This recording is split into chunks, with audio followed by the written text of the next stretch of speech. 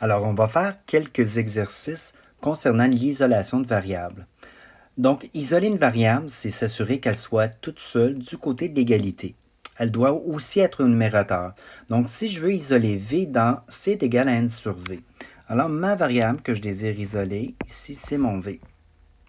Maintenant, ce que je vais faire, c'est que si jamais j'ai une équation, finalement, qui a des fractions, donc j'ai N divisé par V, ce que je vais faire, c'est le produit des extrêmes égale le produit des moyens. Alors, on se rappellera que les extrêmes, c'est cette diagonale-là, et, je vais prendre un crayon d'une autre couleur comme ça, les moyens, c'est cette diagonale-là. Donc, si je fais le produit des extrêmes, je vais faire C fois V, qui est mes extrêmes,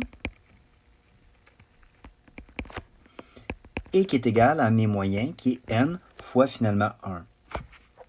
Maintenant, je vais marquer que c'est mes moyens. Ensuite, je vais vérifier quelle variable je veux isoler, c'est le V.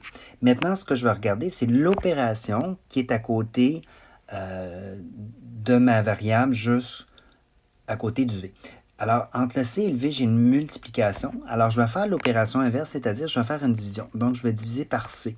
Mais si je le fais d'un côté, je dois le faire de l'autre. Et j'ai donc isolé mon V en faisant V est égal à N sur C.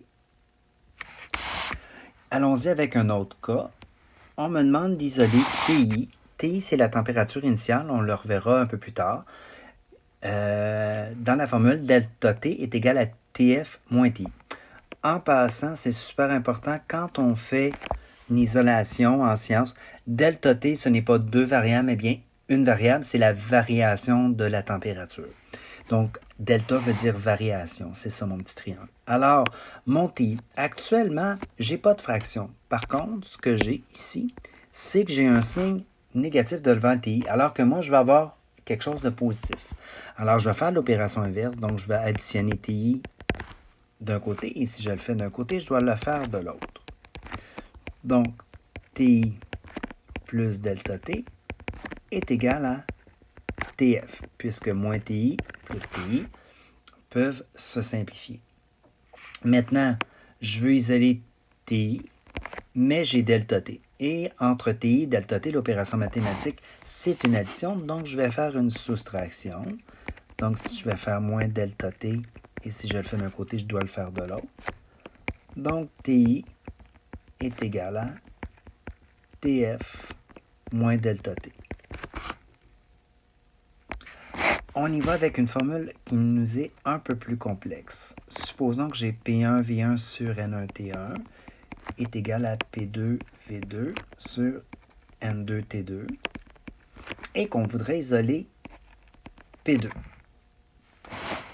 Encore une fois, je suis dans un cas de j'ai ici des fractions et je vais faire encore une fois le produit des extrêmes qui est égal au produit des moyens.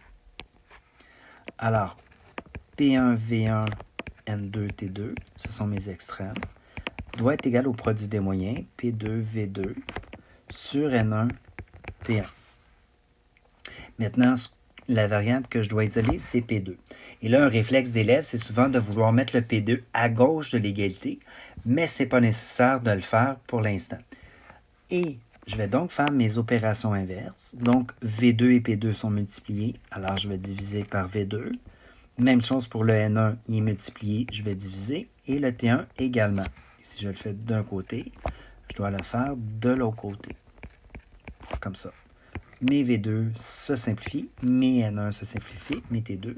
Alors, P2 est égal à V1, P1, V1, N2, T2 sur V2, N1, T1. Si je désire vraiment que mon P2 soit à gauche d'égalité, ben là, je peux le mettre à gauche. Et tout mon groupe qui est à gauche de l'égalité, je vais pouvoir le mettre à droite. P1, V1, N2, T2 sur V2, N1, T1. Mais ce n'est pas nécessaire absolument que votre variable isolée soit à gauche de l'égalité. Maintenant, il y a une façon rapide des fois d'aller vérifier si on ne s'est pas trompé. Alors, ce que je peux faire, c'est, exemple, je vais prendre ma ma formule de base. Et là, je regarde ma diagonale des moyens. Je pourrais regarder les extrêmes, mais les moyens. C'est celle qui est en jaune. Et là, dans celle qui est en jaune, j'ai V2. Alors, ce que je vais faire, c'est que je vais aller voir dans ma variable isolée la diagonale qui a V2. Alors, est-ce que la diagonale qui a V2 a les mêmes variables dans les deux cas? Donc, si je regarde ici, j'ai P2, V2, N1, T1 dans ma diagonale. Et quand je regarde dans ma variable isolée, j'ai P2, V2, N1, T1. Alors, c'est une façon rapide d'un coup d'œil d'aller vérifier que ma variable isolée est bien isolée. Alors, voilà pour l'isolation de variables.